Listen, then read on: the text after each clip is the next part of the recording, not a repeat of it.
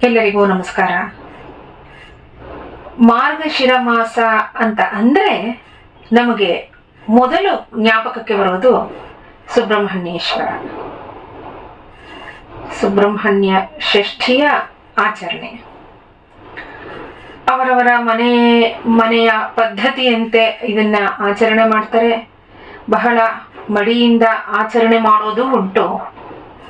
ಮಾರ್ಗಶಿರ ಮಾಸದ ಶುಕ್ಲ ಪಕ್ಷದ ಷಷ್ಠಿಯನ್ನ ಚಂಪಾ ಷಷ್ಠಿ ಅಂತ ಕರೀತಾರೆ. ಹಾಗೆ ಸ್ಕಂದ ಷಷ್ಠಿ, ಸುಬ್ರಹ್ಮಣ್ಯ ಷಷ್ಠಿ ಅಂತನೂ ಕರೀತಾರೆ. ಕರಾವಳಿ ತೀರದಲ್ಲಿ ತುಳು ಮಾತಾಡೋ ಪ್ರದೇಶಗಳಲ್ಲೆಲ್ಲ ನಾಗಾರಾಧನೆ ಅಂದ್ರೆ ಸುಬ್ರಹ್ಮಣ್ಯನ ಆರಾಧನೆ ಒಂದಕ್ಕೊಂದು ಸೇರಿಕೊಂಡಿದೆ. ಸುಬ್ರಹ್ಮಣ್ಯನನ್ನ ಸರ್ಪ ರೂಪದಲ್ಲೂ ಪೂಜೆ ಮಾಡ್ತಾರೆ. ಸ್ಕಂದ ಷಷ್ಠಿಗೆ ಕುಕ್ಕೆ ಷಷ್ಠಿ ಅಂತನೂ ಕರೀತಾರೆ. ಅಲ್ಲಿನ ದೇವಾಲಯಗಳು ಸರ್ಪವೇ ಮೂರ್ತಿಯನ್ನಾಗಿ ಹೊಂದಿವೆ. ಅದರಿಂದ ಸುಬ್ರಹ್ಮಣ್ಯ ಯಾವಾಗಲೂ ಚಿರಂಜೀವಿಯೇ ಅಂತಾನೆ ಅವನನ್ನ ಆರಾಧನೆ ಮಾಡೋದುಂಟು. ಅದಕ್ಕೆ ಮನೆಗಳಲ್ಲಿ ಷಷ್ಠಿಯ ಆಚರಣೆಯನ್ನ ಮಾಡಿದ್ರೆ ಮೊದಲು ಆರೋಗ್ಯವನ್ನ ಕೊಡು ಸ್ವಾಮಿ ಅಂತ ಪ್ರಾರ್ಥನೆ, ಆಯಸ್ಸು ಆರೋಗ್ಯದ ಪ್ರಾರ್ಥನೆ ಇರುತ್ತೆ. ಹಾಗೆ ಮನೆಯಲ್ಲಿ ಇರೋ ಚಿಕ್ಕ ಪುಟ್ಟ ಮಕ್ಕಳನ್ನ ಯಾವುದೇ ರೋಗ ರುಜಿನಗಳು ಇಲ್ದಲೆ ಕಾಪಾಡು ಅಂತ ಬೇಡ್ಕೊಳ್ಳೋದು ವಾಡಿಕೆಯಲ್ಲಿ ಬಂದಿದೆ. ಕೌಮಾರವೇ ಇದರ ಲಕ್ಷಣವಾಗಿರೋದ್ರಿಂದ ಚಂಪಾ ಷಷ್ಠಿಯಲ್ಲಿ ಬಾಲಬ್ರಹ್ಮಚಾರಿಗಳನ್ನ ಕರೆದು ಅವರನ್ನೇ ಸುಬ್ರಹ್ಮಣ್ಯನ ರೂಪದಲ್ಲಿ ಪೂಜಿಸಿ ಭೋಜನ, ವಸ್ತ್ರದಾನ ಇವುಗಳನ್ನ ಕೊಡೋ ಪದ್ಧತಿಯು ನಡ್ಕೊಂಡು ಬಂದಿದೆ. ಇವರನ್ನ ಷಣ್ಮುಖ, ಮುರುಘ, ಮಹಾಸೇನ, ಕುಮಾರ, ಬಾಲಸ್ವಾಮಿ, ವೇರನ್, ದಂಡಪಾಣಿ, ವಲ್ಲಿನಾಯಕ, ದೇವಸೇನಾಪತಿ, ಗುರುಗುಹ, ಶಿವಗುರು ಅಂತೆಲ್ಲ ಕರೀತಾರೆ. ದಕ್ಷಿಣದಲ್ಲಿ ಕುಲದೇವತಾ ಪೂಜೆಗಳಲ್ಲಿ ನಾಗರ ಪೂಜೆಯೂ ಒಂದು. ಇದು ಮುಂದೆ ಮುರುಘ ಮತದಲ್ಲಿ ವಿಲೀನ ಹೊಂದಿರಬಹುದು ಅಂತನೂ ನಾವು ಅಲ್ಲಲ್ಲಿ ಕೇಳ್ತಾ ಬರ್ತೀವಿ. ಅವನ ಶರೀರದ ಬಣ್ಣ ಕೆಂಪು, ರತ್ನದಂತಹ ನವಿಲುಗರಿಯ ಧ್ವಜವನ್ನ ಹಿಡಿದಿದ್ದಾನೆ, ಮಯೂರ ವಾಹನನಾಗಿದ್ದಾನೆ. ಇವನು ಹಿಮವತ್ ಕುಮಾರಿಯ ಪುತ್ರ, ಅಗ್ನಿಯಿಂದ ಭೂಮಿಗೆ ತರಲ್ಪಟ್ಟವನು. ಹಾಗೆ 6 ಮಂದಿ ಕೃತಿಕಾದೇವಿಯರಿಂದ ಶರವನದಲ್ಲಿ ಪೋಷಿಸಲ್ಪಟ್ಟವನು ಅಂತ ಹೇಳ್ತಾರೆ. ಹೀಗೆ ಸ್ಕಂದ ದ್ರಾವಿಡ ಆರ್ಯರ ದೈವವೂ ಆಗಿದ್ದಾನೆ. ಸ್ಕಂದನಿಗೆ ಷಣ್ಮುಖ ಅಂತನೂ ಕರೀತಾರೆ. ಒಂದು ಮುಖ ಜಗತ್ತಿನ ತಮವನ್ನ ಕಳೆಯುತ್ತೆ, ಎರಡನೆಯ ಮುಖ ಭಕ್ತರ ಈಪ್ಸಿತ ವರಗಳನ್ನ ಈಡೇರಿಸುತ್ತೆ, ಮೂರನೇ ಮುಖ ಯಜ್ಞ ರಕ್ಷಣೆಯನ್ನ ಮಾಡಿದ್ರೆ, ನಾಲ್ಕನೆಯ ಮುಖ ಆತ್ಮಜ್ಞಾನ ಬೋಧಿಸುತ್ತೆ. ಹಾಗೆ 5ನೆಯ ಮುಖ ದುಷ್ಟ ವಿನಾಶ, ಮತ್ತೆ 6ನೆಯದೇ ತನ್ನ ಪ್ರಿಯೆಯಾದ ವಲ್ಲಿಯ ಕಡೆ ಕಟಾಕ್ಷ ಬೀರತ್ತೆ ಅನ್ನೋ ವರ್ಣನೆಗಳನ್ನು ಮಾಡ್ತಾರೆ. ಶೂರಪದ್ಮ, ಸಿಂಹಮುಖ, ತಾರಕ ಅನ್ನೋ ರಾಕ್ಷಸರು ಅವಿದ್ಯೆಯ ಮೂಲ ರೂಪಗಳಾದ ಅಹಂಕಾರ, ಕ್ರೋಧ ಮತ್ತೆ ಮೋಹಗಳನ್ನ ಪ್ರತಿನಿಧಿಸ್ತಾರೆ. ಅಂಥವರನ್ನ ಜ್ಯೋತಿ ರೂಪವಾದ ಈಟೆಯಿಂದ ಸ್ಕಂದ ಸಂಹಾರ ಮಾಡಿ ಲೋಕ ಕಲ್ಯಾಣವನ್ನ ಮಾಡಿದ. ಅದಕ್ಕೆ ದಕ್ಷಿಣದ ಹಲವು ದೇವಾಲಯಗಳಲ್ಲಿ ಬಾಲ ಸುಬ್ರಹ್ಮಣ್ಯನ ಕೈಲಿ ಈಟಿ ಜಪಮಾಲೆಗಳು ಇವೆ.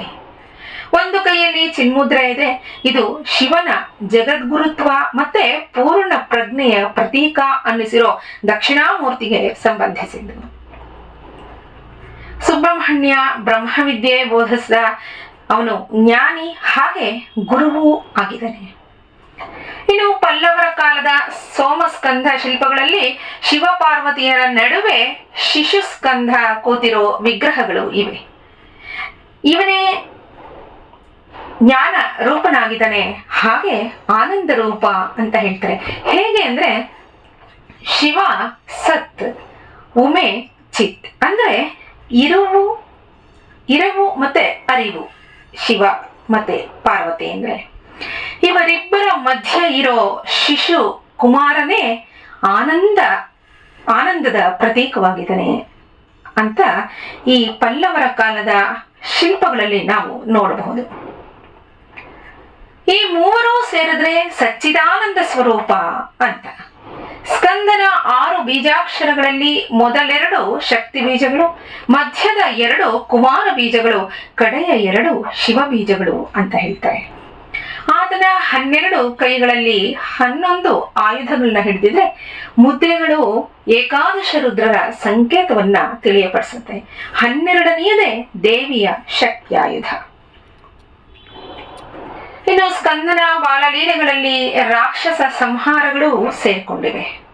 ಲೋಕೋದ್ಧಾರವನ್ನ ಲೀಲೆಯಂತೆ ಮಾಡಿದ ದೇವ ಇವನು.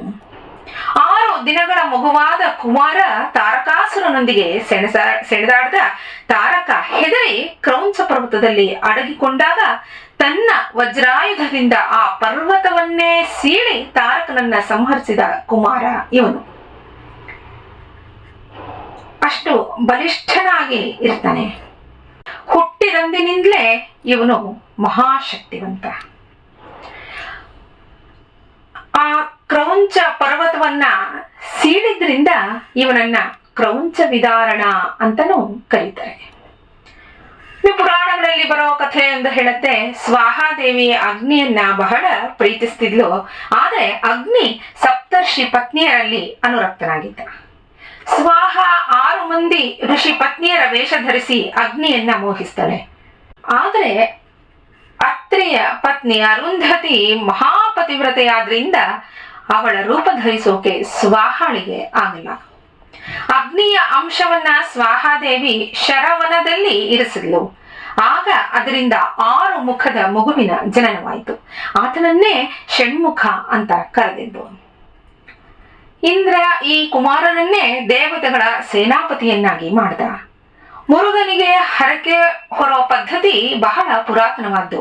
ಕೃತಿಕಾ ನಕ್ಷತ್ರ ಇದ್ದಾಗ ಮಡಿಕೆಗಳಲ್ಲಿ ಹಾಲು, ಸಕ್ಕರೆ, ಜೇನುತುಪ್ಪ, ಹೂವು, ಹಣ್ಣುಗಳನ್ನ ಇಟ್ಕೊಂಡು ಸಿಂಗರಿಸಿದ ಬೊಂಬಿನ ಕೋಲಿಗೆ 2 ತುದಿಗಳಲ್ಲೂ ಅದನ್ನ ಕಟ್ಟಿ ಹೆಗಲ ಮೇಲಿಟ್ಕೊಂಡು ಪವಿತ್ರ ಅಂತ ಅನ್ನಿಸಿರೋ ಅರಿಶಿಣದ ವಸ್ತ್ರಗಳನ್ನ ಧರಿಸಿ ಹರೋಹರ ಅಂತ ಸ್ತುತಿ ಮಾಡ್ತಾ ವಾದ್ಯ ಸಮೇತ ಯಾವ್ದಾದ್ರೂ ಗುಡ್ಡದ ಮೇಲಿನ ಮುರುಗನ ದೇವಸ್ಥಾನಕ್ಕೆ ಭಕ್ತಿಯಿಂದ ಹೊತ್ತು ಹೋಗೋದೇ ಕಾವಡಿ. ಇದನ್ನ ಹೊತ್ಕೊಂಡು ಹೋಗಿ ಅಲ್ಲಿ ತಮ್ಮ ಹರಿಕೆಯನ್ನ ತೀರಿಸಿ ಬರ್ತಾರೆ. ಇದು ಬಹಳ ಪ್ರಾಚೀನವಾದ್ದು. ಎಷ್ಟೋ ನೂರಾರು ವರ್ಷಗಳಿಂದ ಇದು ನಡೆದು ಬಂದಿರೋದು. ಸುಬ್ರಹ್ಮಣ್ಯನ ಆರಾಧನೆಯಲ್ಲಿ ಸರ್ಪಕ್ಕೆ ಯಾಕೆ ಪ್ರಾಶಸ್ತ್ಯ? ಸಾಮಾನ್ಯ ಎಲ್ಲಾ ದೇವತೆಗಳನ್ನ ನಮ್ಮ ಹಿಂದಿನವರು ಹೇಗೆ ಪೂಜೆ ಮಾಡ್ಕೊಂಡ್ ಬಂದಿರೋ ಆ ರೂಪಗಳಲ್ಲಿ ನಾವು ಪೂಜೆ ಮಾಡ್ಕೊಂಡು ಬರ್ತಾ ಇದೀವಿ.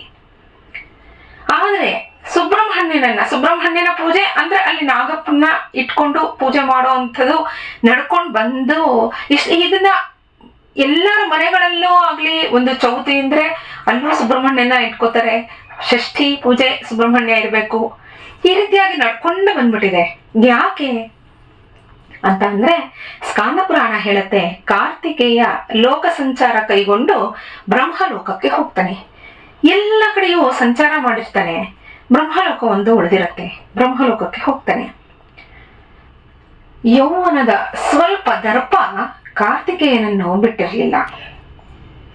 ಮೊದಲನೇ ನೋಡಕ್ಕೆ ಬಹಳ ಸುಂದರಾಂಗ ಕಾರ್ತಿಕೇಯ. ಸ್ವಲ್ಪ ಹಮ್ಮು ಎಲ್ಲ ಅವನಿಗೂ ಇತ್ತು. ಬ್ರಹ್ಮಲೋಕಕ್ಕೆ ಬಂದವನು ಬ್ರಹ್ಮನನ್ನೇ ಅವಮಾನಿಸ್ತಾನೆ. ಆಗ ಬ್ರಹ್ಮನಿಗೆ ಕೋಪ ಬರುತ್ತೆ. ಕಾರ್ತಿಕೇಯನನ್ನ ವಿಷಸರ್ಪ ಆಗು ಅಂತ ಶಪಿಸಿದ. ಇದನ್ನ ತಿಳಿದ ಪಾರ್ವತಿ ಅವನನ್ನ ಅಂದ್ರೆ ತನ್ನ ಮಗನನ್ನ ಮೊದಲ ರೂಪದಲ್ಲೇ ಪಡೆಯೋಕೆ ಷಷ್ಠಿ ವ್ರತವನ್ನ ಕೈಗೊಂಡ್ಳು. ಷಷ್ಠಿಯ ದಿನ ವ್ರತವನ್ನ ಆಚರಣೆ ಮಾಡ್ತಾಳೆ. ಅದರ ಉದ್ಯಾಪನೆಗೆ ದೇವಾನುದೇವತೆಗಳು ಬಂದಿದ್ರು. ಅಲ್ಲಿಗೆ ಸ್ಕಂದನು ಸರ್ಪ ರೂಪದಲ್ಲೇ ಬಂದಿದ್ದ. ಅಲ್ಲಿ ವಿಷ್ಣು ಆ ಸರ್ಪದ ಹೆಡೆಯ ಮೇಲೆ ತನ್ನ ಕೈ ಇಟ್ಟಾಗ ಅವನಿಗೆ ಮೊದಲಿನ ರೂಪವೇ ಬಂತು. ಅಂದ್ರೆ ಕಾರ್ತಿಕೇಯ ರೂಪ ಅವನಿಗೆ ಬಂತು, ಸರ್ಪ ರೂಪ ಹೋಗಿ. ಅದಕ್ಕೆ ಸುಬ್ರಹ್ಮಣ್ಯ ಅಂತ ಅಂದ್ರೆ ಸರ್ಪವೇ ಅನ್ನೋ ನಂಬಿಕೆ ನಮ್ಮಲ್ಲಿ ಹಾಗೆ ನಡ್ಕೊಂಡು ಬಂತು. ಶಾಪದಿಂದ ಕುಂಡಲಿನಿ ಸರ್ಪದ ಆಕಾರ ತಳೆದಿದ್ರಿಂದ ಸ್ಕಂದ ಕುಂಡಲಿನಿ ಶಕ್ತಿಯ ಮೂಲಾಧಾರ. ಅವನ ಪೂಜೆ ಯೋಗ ಪೂಜೆ ಅಂತ ನಂಬಿಕೆಯು ನಡೆದು ಬಂದಿದೆ. ಹೀಗೆ ಸುಬ್ರಹ್ಮಣ್ಯನನ್ನ ಮಾರ್ಗಶಿರ ಮಾಸದಲ್ಲಿ ಬಹಳ ವಿಜೃಂಭಣೆಯಿಂದ ಹಾಗೆ ಭಕ್ತಿ ಶ್ರದ್ಧೆಯಿಂದ ಆಚರಿಸೋದು ಎಲ್ಲರ ಮನಗಳಲ್ಲಿ ನಡೆದು ಬಂದಿದೆ. ಭವಿಷ್ಯ ಪುರಾಣ ಹೇಳುತ್ತೆ, ಕಾರ್ತಿಕೇಯನ ಈ ಶ್ಲೋಕ ಮಹಾ ಮಹಿಮಾನ್ವಿತವಾದ್ದು ಅಂತ. ದೇವಸೇನಾಪತೆ ಸ್ಕಂದ ಕಾರ್ತಿಕೇಯ ಭವೋದ್ಭವ ಕುಮಾರ ಗುರುಗಾಂಗೇಯ ಶಕ್ತಿ ಹಸ್ತ ನಮೋಸ್ತುತೆ ಅಂತ. ಬಹಳ ಮಹಿಮಾನ್ವಿತವಾದ ಸ್ತೋತ್ರ ಇದು, ಕಾರ್ತಿಕೇಯನ ಸ್ತೋತ್ರ ಅಂತ ನಮಗೆ ಭವಿಷ್ಯ ಪುರಾಣ ತಿಳಿಸುತ್ತೆ. ಮಾರ್ಗಶಿರ ಮಾಸದ ಎಲ್ಲ ಷಷ್ಠಿಗಳಲ್ಲೂ ಸುಬ್ರಹ್ಮಣ್ಯನ ಬಹಳ ಭಕ್ತಿ ಶ್ರದ್ಧೆಯಿಂದ ಪೂಜೆ ಮಾಡೋಣ. ಅವರವರಿಗೆ ಬೇಕಾದ ಸಕಲ ಸಂಪದಗಳನ್ನ ಆ ಸ್ವಾಮಿ ಕರುಣಿಸ್ಲಿ ಅಂತ ಅವನನ್ನ ಪ್ರಾರ್ಥನೆ ಮಾಡ್ತೀನಿ. ಎಲ್ಲರಿಗೂ ನಮಸ್ಕಾರ.